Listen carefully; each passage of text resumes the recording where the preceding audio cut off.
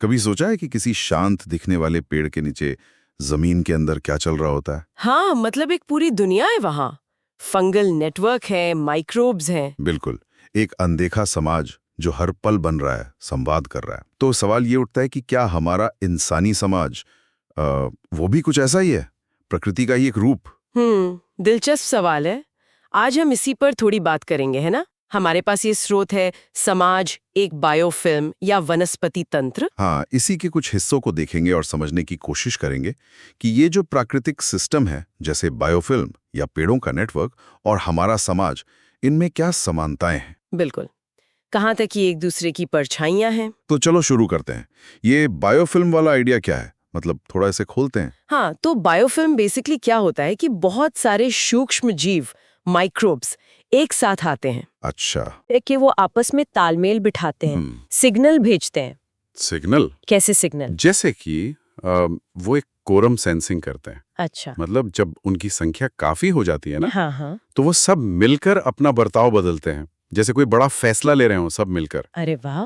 ये तो कुछ जाना पहचाना लग रहा है ना? है। जैसे हमारे समाज में होता है, व्यक्ति एक कोशिका जैसा, परिवार एक कॉलोनी, और शहर वो पूरा एक इकोसिस्टम। एग्जैक्टली, बिल्कुल। और जैसे बायोफिल्म में वो एक दूसरे पे निर्भर होते हैं, वैसे ही हमारे समाज में भी तो है।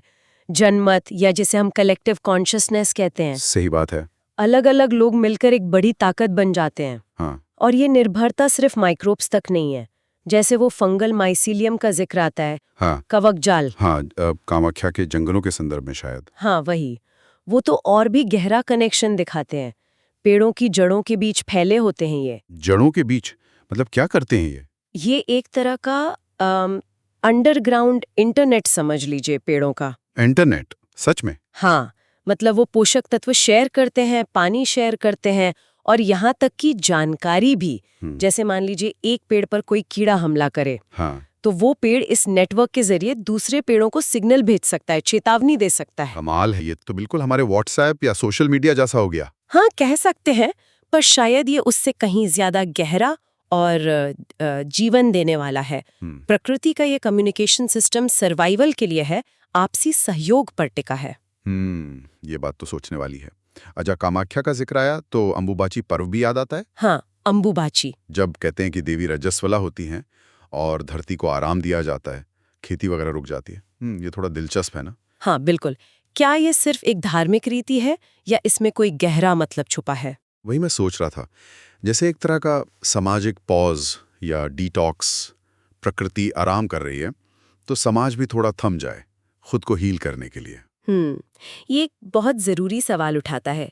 क्या हमारे आज के समाज को भी ऐसे अंबुबाची की जरूरत नहीं है? मतलब एक ऐसा टाइम जब सब रुक जाए, भागदौड़ बंद। हाँ, बिल्कुल।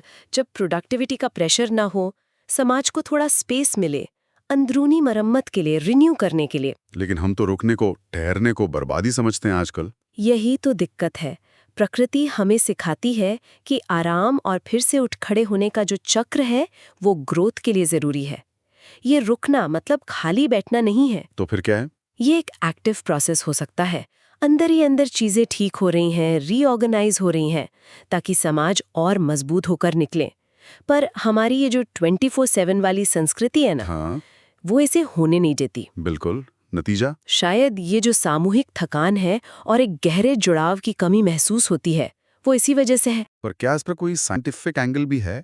ये सिर्फ फिलॉसफी या परंपरा की बात है? जैसे वो मिट्टी वाले माइक्रोब्स पौधों की सेहत सुधारते हैं, और अब ये सामाजिक आराम, क्या ये जुड़ा हुआ है कहीं एपिजेनेटिक्स जैसा कुछ? हाँ, बिल्कुल जुड़ा है। एपिजेनेटिक्स यही तो बताती है कि हमारा माहौल, हमारे अनुभव, यहाँ तक कि हमारे विचार भी? हाँ, हमारे विचार भी हमारे जीन्स के काम करने के तरीके को बदल सकते हैं, जैसे कोई स्विच ऑन या ऑफ कर रहा हो। अच्छा। तो अगर इसे समाज पर लागू करें, तो समाज का माहौल कैसा है, विश्वास है, डर है, सहयोग है, ये चीजें हमारे सामूहिक व्यवहार और क्षमताओं को उभार या दबा सकती हैं। मतलब जैसे मिट्टी के अच्छे माइक्रोब्स पौधे की इम्यूनिटी बढ़ाते हैं। एग्जैक्टली। वैसे ही समाज के अंदर छोटे छोटे सकारात्मक समूह या नए विचार पूरे समाज की सेहत और दिशा बदल सकते हैं। तो ये विज्ञान और दर्शन, ये कहीं ना कहीं मिल जाते हैं आकर। बिल्कुल, दोनों यही दिखा रहे हैं कि हम अपने आसपास की दुनिया से कितने गहरे जुड़े हुए हैं। तो मतलब इस सब बातचीत का निचोड़ क्या निकला? क्या हम ये कह सकते हैं कि समाज कोई आसमान से टपकी चीज नहीं है, हाँ, बल्कि ये कुदरत का ही कोई पुराना सफल डिजाइन है जिसका हम एक रूप हैं? हमारे तौर तरीके, बात करने के ढंग, काम और आराम के चक्र, ये सब कहीं ना कहीं प्रकृति में पहले से मौजूद हैं। हाँ, बिल्कुल ऐसा लगता है जैसे हम एक बड़े जैविक ताने बाने का ही हिस्सा हों, उसकी ही गूंज हों। और जाते जाते एक विचार छोड़ जाती हूँ, अगली बार जब किसी घने जंगल में हो या किसी शहर की भीड़ में या फिर किसी सामाजिक आंदोलन का हिस्सा बने, तो एक पल रुककर ये महसूस करने की कोशिश करें क्या आप सिर्फ एक अकेले इंसान नहीं हैं, आप एक बड़े जीवित सिस्टम का हिस्सा हैं। स्रोत में एक लाइन है ना, वैद्य वृक्ष से ये कहानी थी। हाँ। ये शायद यही याद दिलाती है कि प्रकृति हो या समाज, दोनों की जड़ें एक ही जीवन ऊर्जा में हैं। और इस बड़े खेल में हमारी भूमिका भी उतनी ही जरूरी और शायद पवित्र है।